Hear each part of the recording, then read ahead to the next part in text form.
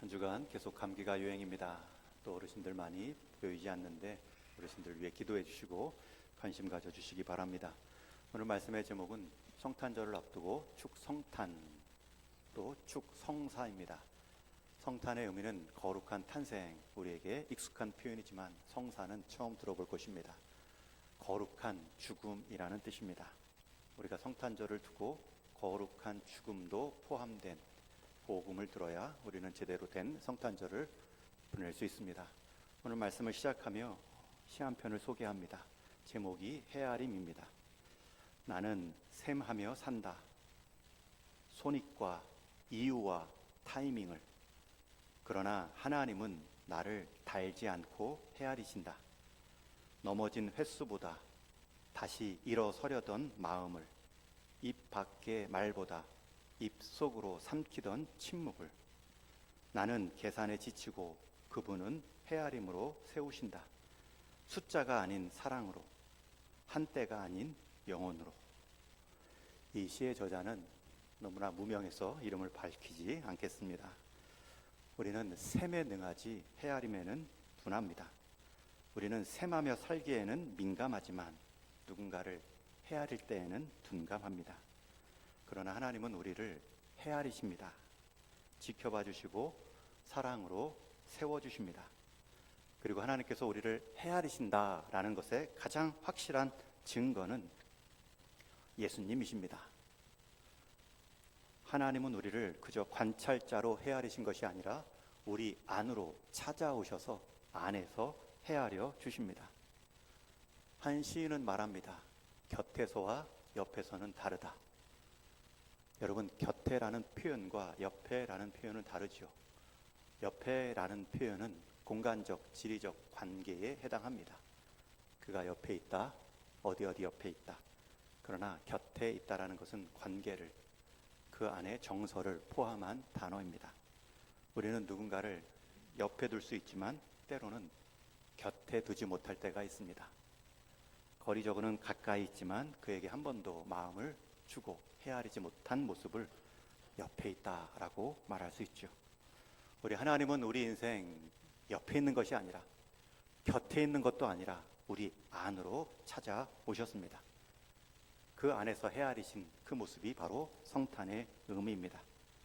하나님이 우리를 헤아리셨다. 그 절정은 우리에게 우리의 모습으로 찾아오셔서 그것을 우리가 읽고 듣고 깨달을 수 있도록, 또 사람의 문자까지 사용하셔서 기록된 말씀으로 주신 하나님의 성경, 이것이 우리가 하나님의 헤아림을 찾을 수 있는 구체적인 증거입니다. 그래서 하나님의 헤아림을 묵상하려면 우리는 예수님을 빼놓을 수 없고 예수님을 증거하는 하나님 말씀을 빼놓을 수 없습니다. 오늘 본문의 배경은 부활하신 주님께서 제자들을 찾아가시는 내용입니다. 아니, 성탄절을 앞두고 왜 부활에 관한 말씀을 준비하셨을까? 그 본문을 택했을까? 오늘 함께 읽은 본문의 두 구절 때문입니다. 우리 26절, 27절을 같이 읽습니다. 시작. 그리스도가 이런 고난을 받고 자기의 영광에 들어가야 할 것이 아니냐 하시고 이에 모세와 모든 선지자의 글로 시작하여 모든 성경에 쓴 바 자기 영광에 들어가야 할 것이 아니냐 하시고. 여러분, 이 구절은 성경 해석학에 있어서 가장 중요한 성경 본문입니다. 성경 해석학의 최고 권위자는 지금까지 수백, 수천 명의 성경 신학자들이 아닙니다. 예수님께서 성경을 어떻게 보셨는가, 해석하셨는가, 그것이 우리의 최고 권위이고 유일한 해석 근거일 것입니다. 그런데 예수님은 성경을 세 가지 관점으로 보시지요. 첫 번째는 그리스도가 이런 고난을 받고 자기 영광에 들어가야 할 것이 아니냐 하시고 이에 모세와 모든 선지자의 글로 시작하여, 이 표현입니다. 27절에 모세와 모든 선지자의 글로 시작하여 모든 성경에 쓴 바. 여러분, 예수님은 성경을 모든 성경으로, 모세와 모든 선지자의 글은 당시에는 구약을 의미하지만 그 당시에는 모든 성경입니다. 예수님은 하나님 말씀에 가감을 두지 않고요, 또 편향도 두지 않습니다. 하나님 모든 말씀을 동시에 강조하고 동시에 읽으시고 적용하십니다. 하나님의 말씀은 모든 말씀이 귀합니다. 성경을 전체로 보는 성경에 나오는 예수님의 표현입니다. 두 번째 예수님이 성경을 바라본 기준은 그리스도입니다. 그리스도가 이런 고난을 받고 자기 영광에 들어가야 할 것이 아니냐 하시고, 모든 성경에 쓴 바 자기에 대하여, 여러분, 모든 성경에 쓴 바 자기에 대하여, 모든 성경은 누구에 관한 이야기인가, 그 핵심입니다. 그분이 바로 그리스도지요. 마지막 세 번째로 예수님이 성경을 볼 때의 관점은 고난과 영광입니다. 십자가와 부활입니다.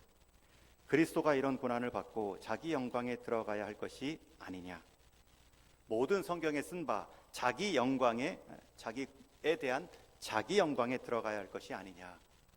여러분, 이 표현이, 이 세 가지 관점이 너무나 중요합니다. 여러분도 새해 하나님 말씀을 보실 때 모든 성경을 통독하시도록 노력하시고, 그 모든 성경에서 그리스도의 그림자를 발견하시고, 무엇보다 그리스도께서 우리를 위해 이루신 십자가와 부활의 고난과 영광을 묵상하며 보시는 겁니다. 그 중에 누가복음 24장은 이제 부활하신 예수님께서 제자들을 찾아가십니다.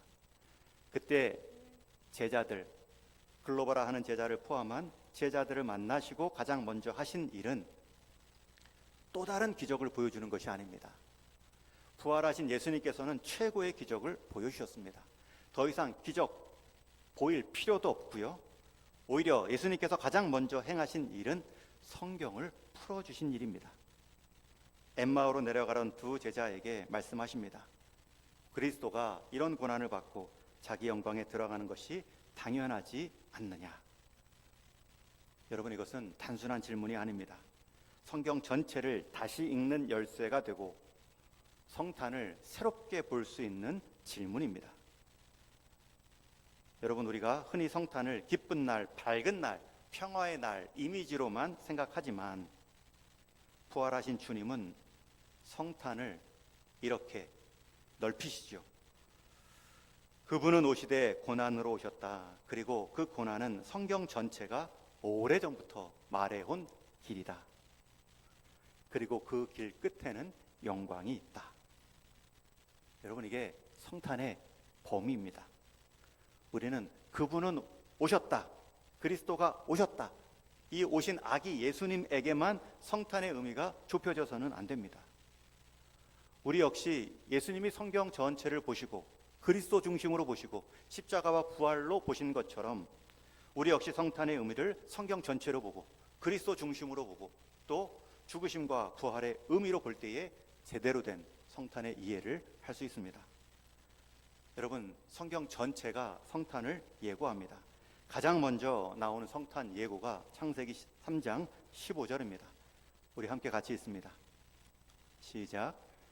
내가 너로 여자와 원수가 되게 하고 내 후손도 여자의 후손과 원수가 되게 하리니 여자의 후손은 내 머리를 상하게 할 것이요 너는 그의 발꿈치를 상하게 할 것이니라.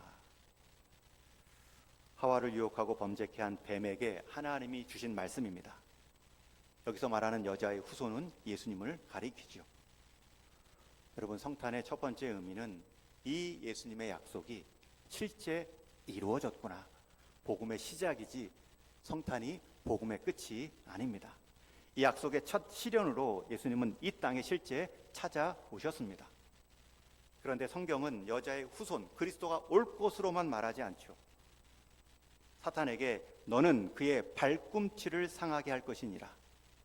사탄은 결국 예수님을 십자가의 자리까지 몰고 갑니다.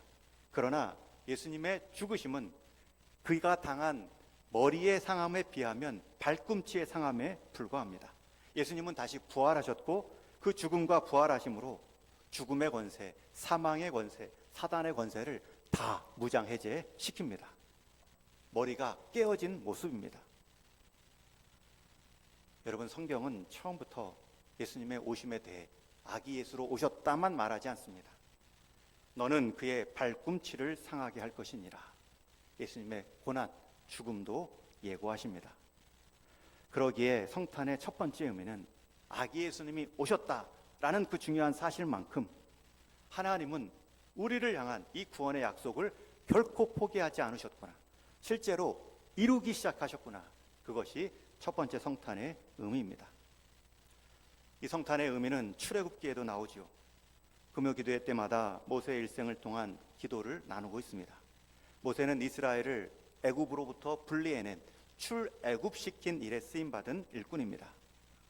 그 일을 이루기 위해 하나님은 애굽과 바로 앞에 10가지 재앙을 퍼붓습니다.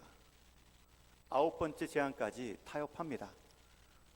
너희가 예배하러 가라, 대신 멀리 가지 마라. 가라, 그러나 너희의 자녀들은 두고 가라. 그러나 이 마지막 10번째 재앙 앞에 바로는 항복합니다. 가라, 단 한 가지 조건, 빨리 가라. 여러분, 그 마지막 재앙은 모든 가정의 첫 번째 태생의 죽음입니다. 그 죽음에는 가축도 포함합니다. 그러나 하나님은 그 죽음의 심판의 밤에 살아나는 은혜의 밤, 은혜의 말씀도 주십니다. 문설주의 어린 양의 피가 묻혀있는 밤은 죽음의 사자가 그 밤에 그 집을 넘어갈 것이라. 넘어간다라는 뜻이 유월입니다. 그래서 유월절이 시작되지요. 여러분, 문 밖에 어린 양의 피가 묻혀 있기 때문에 문 안의 사람은 평안을 누립니다. 이 출애굽 사건은 성탄을 위한 하나의 그림자입니다. 이스라엘은 어린 양의 피로 구원을 받았습니다. 새로운 이스라엘 교회는 예수님의 피로 구원을 받았습니다. 그러기에 성탄절은 귀여운 아기 예수님이 우리에게 찾아오셨다가 아니라 피를 흘릴 어린 양이 우리에게 찾아오셨다는 뜻입니다. 선지자들도 이 예수님에 대한 예고 가운데 밝음보다 어두움이 많습니다. 가장 대표적인 이사야 선지자는 이렇게 말하지요. 우리 이사야서 53장도 같이 읽습니다. 시작. 그가 찔림은 우리의 허물 때문이요 그가 상함은 우리의 죄악 때문이라. 그가 징계를 받음으로 우리는 평화를 누리고 그가 채찍에 맞음으로 우리는 나음을 받았도다. 이 땅에 오신 예수님의 모습을 이만큼 구체적으로 묘사한 구약 선지서는 없지요. 그래서 이사야를 마틴 루터는 구약의 복음서다라고까지 말합니다. 여러분, 예수님이 오셨는데 왜 오셨냐면 우리의 허물 때문에 찔리기 위함이고 우리의 죄악 때문에 상하기 위함이십니다. 그래서 그분은 오신 목적대로 실제 징계를 받음으로 우리는 평화를 누렸고 그분의 채찍에 맞음으로 우리가 나음을 받았습니다. 미가서 선지서도 예수님의 오심에 대해 이렇게 예고합니다. 미가서 5장 2절도 같이 읽습니다. 시작. 베들레헴 에브라다야 너는 유다 족속 중에 작을지라도 이스라엘을 다스릴 자가 내게서 내게로 나올 것이라. 그의 근본은 상고에 영원에 있느니라. 다스릴 근본이 상고와 영원에 있다는 자가 오신 자리가 어디이지요? 유다 족속 변방 중에 변방 베들레헴입니다. 선지자들이 예수님의 오심을 예고하는데 성탄의 밝음보다 고난의 그림자를 먼저 보았고 심지어 화려하다 못해 화려함보다 소박하다 못해 누추한 모습까지 예고하고 있습니다. 이처럼 창세기부터 선지서까지 모든 말씀이 예수님의 나심을 말하는데 오신다만 말하지 않습니다. 그분의 나심으로 인한 상함, 고난, 소박하다 못해 누추한 낮아짐까지 예고하고 있습니다. 여러분, 성탄은 한 복음서만의 사건 이야기가 아닙니다. 성경 66권이 한 목소리로 말하는 이야기입니다. 우리가 성탄을 관한 말씀을 성경 전체에서 그분의 오신 목적까지도 함께 살펴야 온전한 성탄의 의미를 누릴 수 있습니다. 두 번째는 예수님께서 성경을 그리스도 중심으로 보신 것처럼 우리 역시 성탄을 그리스도 중심으로 맞이해야 됩니다. 성탄절은 산타가 주인공이 아닙니다. 성탄절의 노래는 세상의 캐롤이 아니죠. 엠마오길에서 예수님은 제자들에게 이렇게 자신을 설명합니다. 모든 성경에 쓴 바 자기에 관한 것. 그 자기가 누구입니까? 그리스도입니다. 모든 성경이 쓴 바 그리스도에 관한 인물. 여러분, 성경은 사건이 중심이 아니라 인물이 중심입니다. 무슨 일이 일어났느냐보다 더 중요한 것은 누가 그 일을 행하였느냐입니다. 성경은 사건의 총합이 아니라 그 모든 사건이 가리키는 한 인물을 향한 초점입니다. 그 인물이 바로 우리가 믿는 예수 그리스도입니다. 여러분, 그리스도라는 뜻은 또 무엇입니까? 헬라어로 메시아, 원어로 직역을 하면 기름 부음 받은 자라는 뜻입니다. 예수 그리스도는, 예수는 기름 부음 받은 자로 오셨다. 구약에서는 세 직분에만 기름 부어 세웠습니다. 선지자, 제사장, 왕의 직분입니다. 여러분, 이 일을 위해 예수님께서 오셨고 이 일을 행하심으로 우리가 구원을 받았습니다. 그런데 그분께서 선지자와 제사장과 왕의 직분을 어떻게 감당하셨습니까? 고난 받으심으로. 여러분, 선지자는 하나님의 뜻을 대언하는 자들입니다. 그러나 예수님은 그 선지자 직분을 자신이 직접 오심으로 메시지를 전해준 것이 아니라 메신저가 메시지가 되었습니다.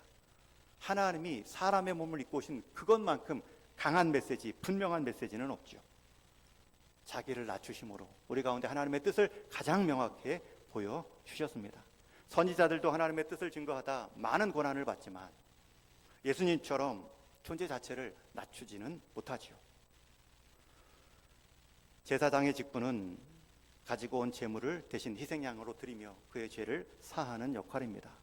인간 제사장은 인간 죄를 사하기 위해 동물의 희생 제물밖에 드릴 수 없습니다. 그러나 예수 그리스도는 기름 부은 그 그리스도로서 제사장을 직분을 감당할 때에는 스스로 대제사장이 되어 스스로의 몸을 제물 삼아 십자가를 제단 위로 올려 제사를 드리셨습니다. 히브리서 기자는 그것을 영단번의 제사, 영원한 단 한 번의 제사라고 표현합니다. 인간 제사장이 드린 동물의 희생피는 반복해서 죄를 사할 뿐입니다. 반복했다라는 것은 또 다른 죄에 대한 죄값이 필요하다는 뜻이죠. 그러나 예수 그리스도께서 대제사장이 되어 자기 생명을 제물로 드리고 십자가를 제다 삼아 드린 그 영 단 한 번의 제사는 우리의 죄를 다시 물을 수 없는 온전한 죄 사함을 주셨습니다. 여러분, 이것이 예수님께서 제사장을 직을 감당할 때의 모습입니다. 예수님은 그리스도로서 왕의 직분도 행하십니다. 그런데 그분의 왕으로서의 행함은 굴림이 아니라 섬김입니다. 십자가로, 죽음으로 따르는 자들을 살리는 통치를 보여주십니다. 이 땅의 리더와는 질적으로 다른 새로운 리더상을 보여주셨습니다. 여러분, 이것이 직분자, 여러분, 이것이 그리스도 안의 섬김의 모습입니다. 다스리는 자의 태도입니다. 성탄은 이 모든 직분이 그리스도 안에서 이루어졌다. 그 시작이 거룩한 탄생일 뿐만 아니라 거룩한 죽음을 통해 이루어졌습니다. 예수님은 마가복음 10장에서 본인이 이 땅에 오신 이유를 분명히 밝히셨습니다. 우리 함께 10장 45절을 같이 읽습니다. 시작. 인자가 온 것은 섬김을 받으려 함이 아니라 도리어 섬기려 하고 자기 목숨을 많은 사람의 대속물로 주려 함이니라. 이 한 말씀에 선지자로, 제사장으로, 왕으로서의 그리스도의 모습이 나옵니다. 여러분, 우리가 성탄을 인자가 온 것은 온 것에만 집중하지 마시고 오셔서 섬기시고 오히려 목숨을 많은 사람의 대속물로 주신 그 죽음의 자리까지 축성탄이 아니라 축성사까지 기억하셔야 됩니다. 성탄은 복음의 시작이지 끝이 아닙니다. 십자가는 복음의 방법이고 부활이 복음의 완성입니다.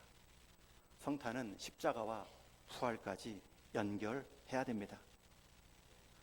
마지막으로 예수님은 그리스도의 고난을 그리스도 사역의 핵심으로 보았습니다. 물론 고난으로만 끝나지 않지요. 그 고난 끝에는 영광이 있습니다. 십자가 뒤에는 부활이 있습니다.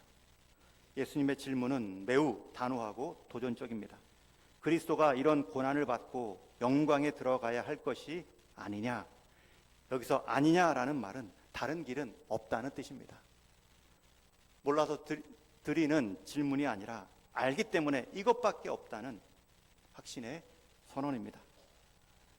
예수님은 이 땅에 오실 때부터 왕궁이 아닌 마국간을, 예루살렘이 아닌 변방의 베들레헴을 택하십니다. 우연이 아니라 계획입니다. 자기가 이 땅에 오신 목적을 드러내는 정체성의 선택입니다. 처음부터 말구유 포대기에 쌓이신 모습은 훗날 십자가 죽음 후에 세마포에 쌓여 무덤에 놓이실 모습을 보여줍니다. 여러분, 성탄은 출발부터 십자가를 보여줍니다. No cross, no crown. 십자가 없이는 왕관도 없습니다. 왕이 되고 싶은 사람은 왕관의 무게를 견뎌야 됩니다. 여러분, 그것은 고난일지언정 부끄러움이 아닙니다. 고난은 실패가 아니라 성도의 과정입니다. 한 인터뷰를 봤습니다. 옛날 학력고사 수석 입학자가 인터뷰할 때 그 어려운 가난한 환경에서도 어떻게 공부할 수 있었습니까? 그때 그 유명한 말을 남기죠. 제 환경의 가난은 불편하지만 부끄럽지는 않습니다. 여러분, 이 한 인터뷰가 얼마나 강력합니까? 가난이라는 것은 불편한 상황이지 부끄러운 상황이 아닙니다. 여러분, 성도에게 있어서 고난은 불편한 것이지 부끄러운 사정이 아닙니다. 오히려 고난 없이 영광도 없다. 고난이 있을 때마다 그것을 통해 빚어질 자기의 영광을 보아야 되죠. 사도 바울은 반복해서 말합니다. 환난은 인내를, 인내는 연단을, 연단은 소망을 이루는 줄 알미로다. 잠시 받는 환난에 경한 것이 즉이 그 크고 영원한 영광을 이루게 함이니. 고난은 끝이 아니라 과정입니다. 십자가 없이 부활도 없습니다. 고난은 실패가 아니라 성도의 성숙의 과정입니다. 가난을 부끄러워하지 않았기 때문에, 불편한 것으로 봤기 때문에 더 당당히 준비할 수 있었겠죠. 고난을 부끄러운 것으로 보지 않고 불편한 것으로 보고 감내할 때에 하나님의 역사를 볼 수 있습니다. 고난이 있을 때마다 주저앉지 마시고 그 고난이 있음으로 영광도 있다. 여러분, 주님의 일을 섬기는 데 있어서 고난은 당연합니다. 정말 부끄러워할 것은 불편하진 않는데 부끄러움만 있는 신앙생활이 정말 부끄럽죠. 그래서 성탄의 진정한 의미는 값싼 위로로 다 잘 될 거야가 아닙니다. 성탄은 오히려, 주님의 모습은 오히려 우리에게 이렇게 말씀합니다. 내가 너의 고난을 안다. 그리고 내가 그 고난에 동참한다. 하나님은 우리 한복판에 찾아오셨습니다. 우리가 올 때 우리 밖에, 눈물 바깥에서 위로하신 것이 아니라 눈물 안쪽으로 들어오셔서 우리와 함께 울어 주셨습니다. 그 울음이, 그 고난이 불편할지언정 부끄러운 것은 아닙니다. 신앙생활할 때, 직분 맡아 섬겨갈 때 고난이 있습니다.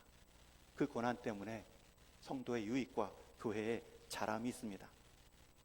신앙생활 하는데 불편함을 못 참고 오히려 부끄러운 것을 다른 이유로 삼는다면 복음의 진정한 의미를 경험할 수 없죠. 마지막 영광스러운 그 칭찬의 상급을 기대할 수 없지요. 오늘 이 아침에 여러분 예배의 자리 지키려고 얼마나 불편함을 각오하셨습니까?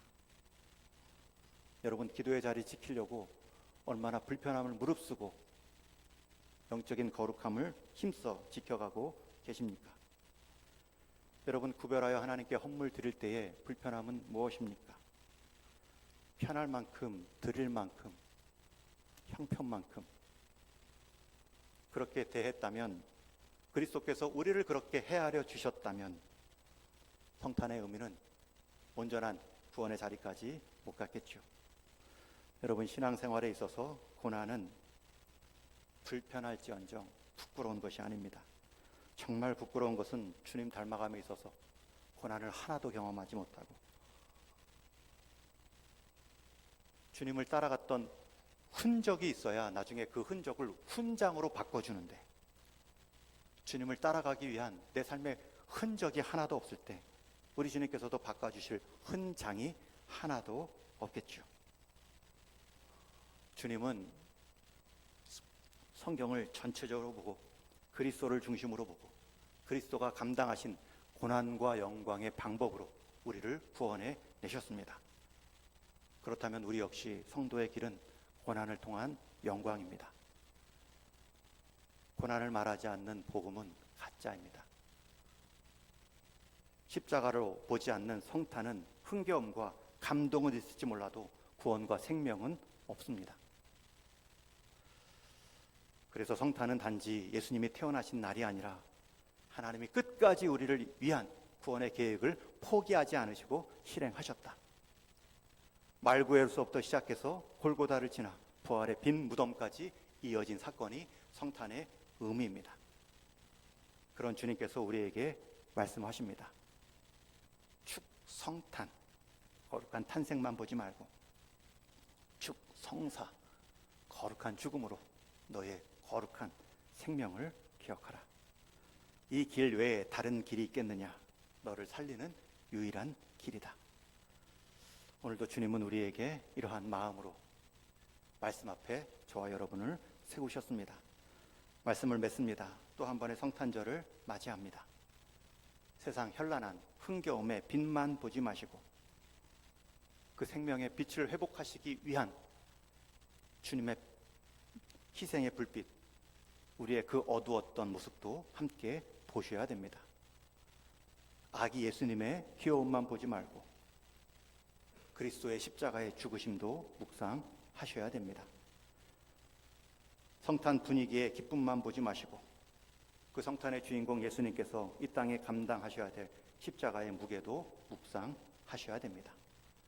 그러나 그 끝은 부활이고 영광입니다. 그런 마음으로 성탄절을 넓게 보면 성탄절이 그저 흥겨움의 장식이 아니라 가슴 벅찬 복음이 될 수 있습니다. 저와 여러분이 올해 성탄절이 새롭게 맞이될 수 있기를 주님의 이름으로 축원합니다.